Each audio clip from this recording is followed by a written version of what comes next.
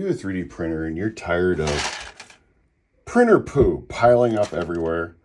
These clumsy buckets, always in the way. Introducing the Super Duper Poo Drawer. That's right. The Poo Drawer has many features like an extra large hopper, a nice located drawer that is double sloped, the bonus feature of emptying out your poo from the front of the machine. How sick is that? But can I print it on an A1 printer? Yes. Yes, you can. But what if I have more than one printer? Act now, and you can print as many as you want.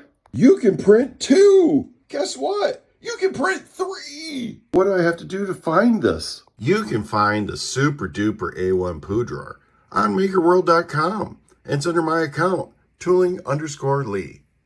Go check it out. Show me some love. Give it a boost. The next evolution in poo handling. The price in this video is good forever. Sorry, cost of filament and printing time is to be supplied by the printer. No warranty or guarantee in function of this product, and if you print it wrong, that's on you.